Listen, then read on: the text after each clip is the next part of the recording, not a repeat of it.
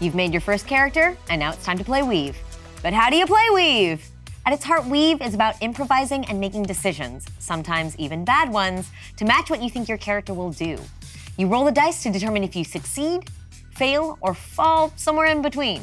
Your storyteller will work with you, acting as both friends and enemies in the worlds that you explore together. To start the game, each player should take a turn to describe their character, including their backstory, talents, flaws, and how they weave together to form a unique character. Once they're done making characters, your players will return their cards to the storyteller, but keep the location and the boss cards out. Reshuffle the rest back into the deck, and do the same with your challenge cards. All episodes are defined by the tarot spread, the face-up cards that make up the theme and location, and the boss that remains face down until they're discovered. The storyteller selects 4 challenge cards from the top of the challenge deck and 2 story cards from the top of the story deck, creating the storyteller's hand. After a card is played, the storyteller draws a new card from the appropriate deck.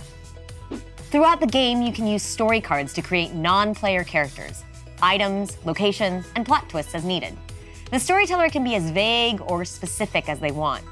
Feel free to add to and change story cards to fit your story. These are prompts for your adventure and should be adapted as you see fit. You can also scan story cards at any time and place them face down in the spread, flipping them over when you want to use them. Each game is filled with scenes and encounters. These scenes build one on another, creating the story's actions and eventual conclusion. During a scene, encounters will happen. This is a moment of conflict, usually taking between 5 to 10 minutes. This could be a fight, an escape, a negotiation, or maybe even a dance-off. Your actions should fit into a 10-second window inside of the story, as encounters are fast-paced. To decide who goes first, the storyteller may have the character that caused the encounter start, or they may have each player roll to see who goes first, and then they take actions in a clockwise fashion. The storyteller will describe non-player actions, whether it's a crumbling stairway or a grumpy dragon. These actions will happen in between or after the player's actions, as determined by the storyteller. During an encounter, the storyteller may require a player to take a challenge anytime they believe an action might be difficult. Challenges can be played at any time and don't require a card. Challenges are defined by difficulty and suit. They start at difficulty 1, and the challenge suit is determined by the type of action. You can boost the difficulty by playing a challenge card of the same suit. Complicated actions can be split up into multiple challenges.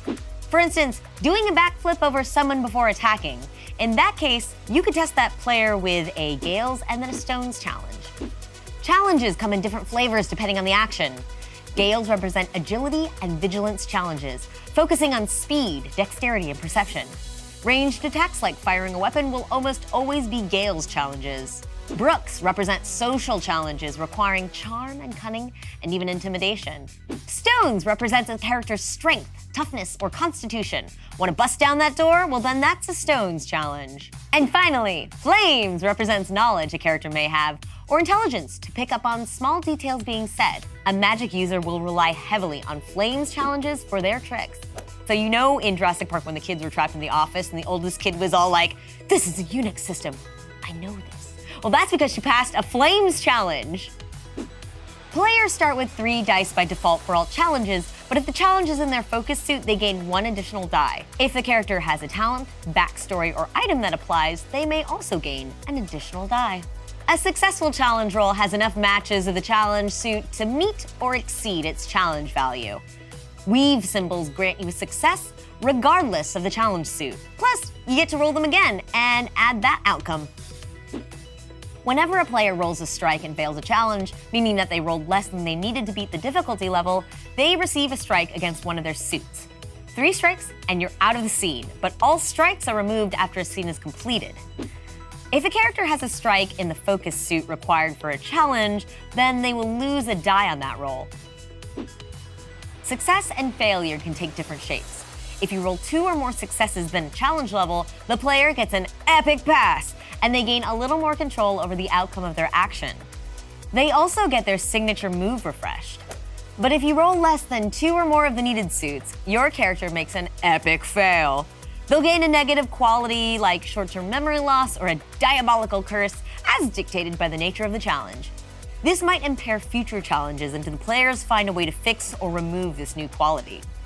And when your storyteller doesn't like their hand, they can give a player an auto pass. to discard any and all cards from their hand and redraw challenge cards up to a maximum of 4 in a hand. Once you've come to a resolution, the encounter is over. After your scene is finished, any challenge or story cards that were played, minus the foundation, should be shoveled back into their decks. Challenges aren't everything. As a storyteller, you can use enticements and skill checks to test your players in different ways. An enticement can be played once a player's intent for an action is declared, but before it is resolved. The storyteller chooses a flaw from the player's character and explains how it affects the outcome of the challenge. They choose a challenge card from any suit and place it face down. The player can accept the enticement and fail automatically without rolling, or they can try to resist. If they take the enticement, they can redeem their new card to heal a strike from a character, add a die to a roll, or reduce the challenge of the same suit as the card. If a player refuses, the card is revealed. The player rolls against this new challenge as determined by the revealed card. If they succeed, they proceed with their original challenge. If they fail the enticement challenge, they fail their action automatically. Skill checks are made for events that are about to happen or already happening. They're always difficulty 1 and ignore strikes.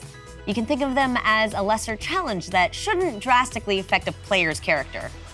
Only a character's focus suit can grant them an extra die on these rolls. Here are some examples. A perception check requires Gales to notice something that's happening or is about to happen. This is great for starting an encounter or for determining who goes first. A psychological check requires Brooks, determining who handles intimidation or threats well and who just loses it. A constitution check requires Stones and determines physical safety of the team and nearby NPCs. A knowledge check uses Flames to determine who remembers an NPC or important information. If multiple players want to help, the highest result can give the player who succeeds an advantage in the situation. And that is everything you need to know as a player or storyteller. You can always reference the rulebook or hop onto the Weave Discord and ask other players about their adventures. You can find the rest of the videos in this series and more right here. You can also find the full rulebook at Weave.Game or in the Weave app. Follow Monocle Society on Twitter, Facebook, and Instagram. Just follow the links below.